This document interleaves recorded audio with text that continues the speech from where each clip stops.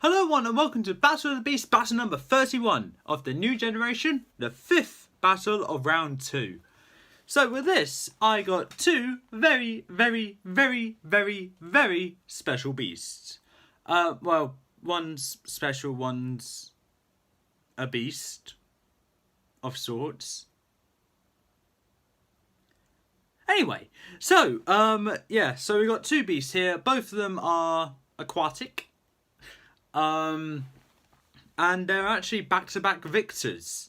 And when I say that, they won their round 1 battles right next to each other, like back-to-back. So, anyway, on one side, representing Series 18, The Trial of Heroes, the winner of the Episode 4 battle against Quetzal, it's Soara, the Stinging Spectre.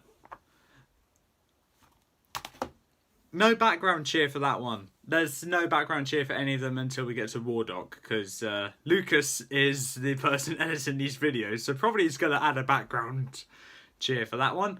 Leave a comment right there if I'm correct there. If not, then don't do anything. And representing Series 24, Blood of the Beast, the winner of this Episode 3 fight against Rykar, it's Fluger, the Sightless Sliverer.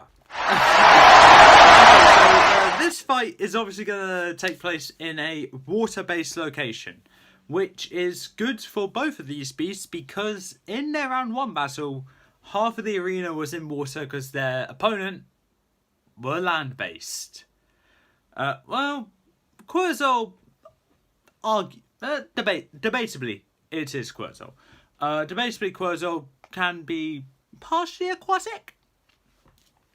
But with Rykar, definitely that is a land beast. But yeah, it's going to be taking place in the Black Ocean. And I choose that because that is probably not my favourite, but has one of my favourite water beasts it has one of my favourite water beasts living quarters, let's say. Which is Naga. But yeah, I just thought the Black Sea would be good as we haven't seen it in a while, and I'm like, yo, let's go for it. Yeah.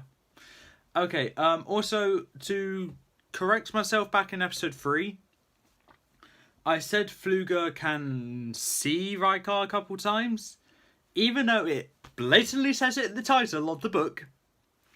Fluger is blind. No shit, Sherlock! But, so, yeah, technically we got a battle of two beasts, both of which cannot see. Because I do not know where Soara's eyes would be. Why did that rhyme? Maybe it's because they're fighting in the sea. I'm sorry. Okay, I'm sorry. Okay, I'm sorry. But, yeah. First of all, Black Sea, two aquatic beasts, Soara versus Fluger. Let's get to the stats. Soara, the Stinging Spectre. If you are brave enough to travel the seas around Corsair Island, it won't just be pirates that you must look out for. The waters are home to the colossal jellyfish beast, whose swirling mass can create whirlpools, ready to snatch dinghies and ships that stray too close. Her stats are wild. Her abilities can be very tangling with those tentacles that ensnare the opponent and constrict them very well. Not to mention the absorbing jellyfish dome and the jellyfish sting attack. Ooh, not one to look out for. Soara is going to prove quite a challenge for our opponent. Let's see how well she does. Fluger, the Sightless Sliverer. In the twisting tunnels and waterways beneath Pylorus swims this long, slimy beast, waiting to drag helpless questers under the surface. He might be blind, but he senses even the slightest movement in the dark currents of his lair. You best back off, because this shrimp is not one to underestimate, with his incredible tendrils that will grab you and eat you to bits. Ooh, you best back off. Not to mention he's an agile swimmer with those sharp claws. So guess what? If you think shrimps are bad, you have no idea how tough they can really be, as Fluger is a non-stop fighter. 3, 2, 1! Soara versus Fluger. Let's get into this. Just so you know, I have absolutely no idea what I'm going to be doing for this fight. I know one of them is going to win, but I really hate to say it, I do not know which one will win. And that is honestly terrifying. If you want to know the meaning of true fear, try this. With this, like I said, I honestly do not know which one will win this fight. And that scares me, because I have an obvious big favoritism gap between these beasts. One is in my top 30, top 20 maybe, and the other is in my bottom 10. That's a big gap! So, obviously I know which beast I prefer to win, but if I manipulate it to make the other one win, I'm sorry to myself and you guys if you're rooting for the other one. Get on with it! So with this fight, Soara is just jellyfishing around, just minding her own business. And Fluger senses Soara nearby, and trying not to get detected. I don't even know how I'm going to do this. Trying not to get detected, he slithers up behind Soara, and using his little his tendrils out of his mouth, he soars right past Soara, to which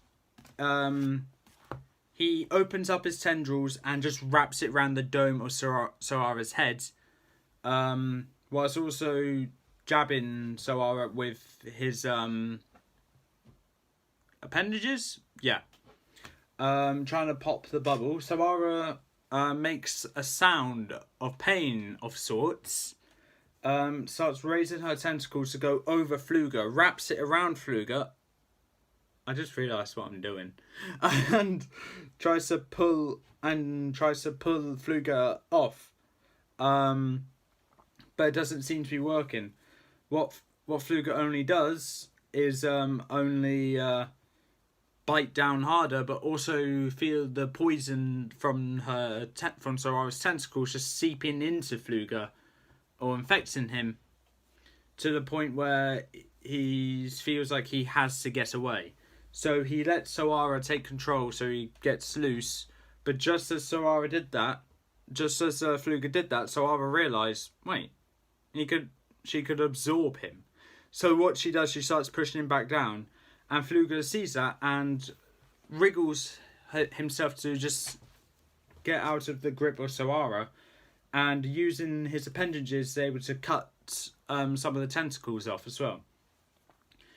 He swirls round, making sure to do one little hit with his tail on the dome, just knocking Soara to the side to where she gets back up, ready for round 3, or round 2, let's say.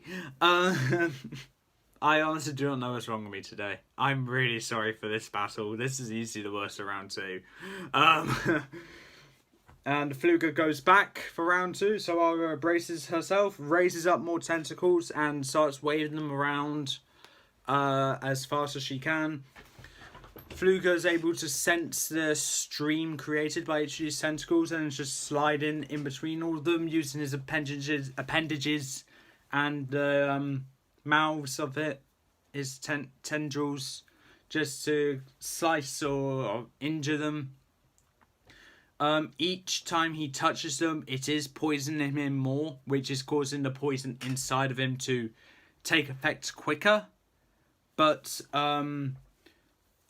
Fluger, being a non-stop fighter, is not giving in, but he is getting a tad bit weaker.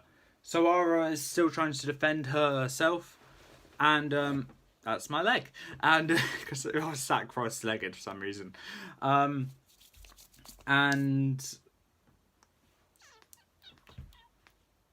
okay, Soara, then what she does is that she just lifts up the edges of her dome and pushes downwards, pushing herself upwards to where Fluger goes right through the forest of tentacles that Soara has underneath her dome, in which Fluger is fighting around, getting weaker, feeling the pain, but slicing off the tentacles, and realising that Fluger should be where Soara is. He realises if he's around tentacles, that means Soara must be above him. So what he does is he goes down, dives right down to get out of Soara's reach, and then circling around, creating a whirlpool of sorts. So this is what Soara did to Quurzel, coming full circle here. Just starts creating a whirlpool that if you look at it from the top, the whirlpool is appearing, revealing Soara's dome to where she's just sinking down. And when Fluger starts feeding the tentacles that are left over, touching him, what he does is he stops and shoots upwards, keeping his tendrils tightly together to make a point of sorts, tucking his appendages in, and shoots right through Soara to where it bursts through the dome. So Fluger jumps out of the water, turns around and dives straight down into the water, plunging down deep, making a tiny little splash when he's going in. I know he's a big beast, but he's that fine of a diver. Stick with me here. And Fluger is able to go right through Soara again, through the dome again, penetrating the dome yet again, bursts in the bubble. Soara makes a screech of pain and is able to steady herself, only to be greeted by Fluger just jetting on by, purposely missing Soara, only to stick out his appendages on the side towards Soara and just dig it into the dome and just drag it along. And he makes sure to just follow the line, the line of Soara to where he's going through the whole circumference of Soara, so from one side to the other, basically. Soara screeches in pain, and as her dome starts slowly falling apart, and her screeches start fading away to where nothing happens, Fluger, realising that Soara is no more, just lies down for rest. Realising the poison is now succumbing over him, he's starting to think that maybe this is going to be the first battle with no winners. But suddenly, out of nowhere, now please stick with me here, a scuba diver dives down, just bringing a pecha berry. Can I have a picture of pecha berry right here, please, Lucas? And feeds it to Fluger. So, for those of you who don't know, a pecha berry is a berry that is in Pokemon. And the effects of that berry is to cure poison. Fluger suddenly starts feeling a lot more stronger with his strength and bursts up, realising he's won the battle and he's through to the next round. He swims off towards the combat arena, ready for his next fight.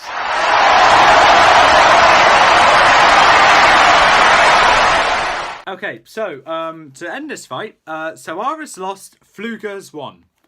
And to summarise it up, okay, I'm just gonna guess. What the hell was that?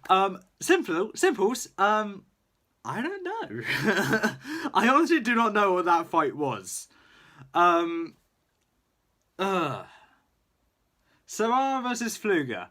Looking at that matchup, I knew this was going to be a tough fight to narrate. And looking back at it now, I was right. I honestly hate this fight. Okay, in all fairness, Soara versus Fluger, this was going to be a 50-50 chance of one of them winning. Because I honestly had no idea who would win. Both had a attribute to which they could win, and I really hate to say that about Soara. But the fact is, I gave Fluger the victory because, well, it really depends on their personality. Soara's personality, I believe, is just anger. Cunning, not anger. Right, okay, so that actually doesn't help Soara at all. Because, well, Soara had a go-to strategy. Poison Fluger. Accomplished. Poison doesn't take effect right away. But Fluger, however, being as fast as he is, has rarely came on top of Soara, giving Soara no chance to create her whirlpool. There was admittedly a tad bit more chance in which Fluger could have won. But, yeah, I gave the victory to Fluger because that's the way the fight went. I narrated it to where this one won. Not biased at all. Yeah, right. I don't like it any more than you do. Anyway, that's all for this time. If you like what you saw, leave a like, leave a comment, don't forget to subscribe, press that notification bell down in the corner below. I really do not like this fight, and if I do grow to eventually like it, it is not because of this. So, with that being said, I hope you enjoyed. Until then, peace out.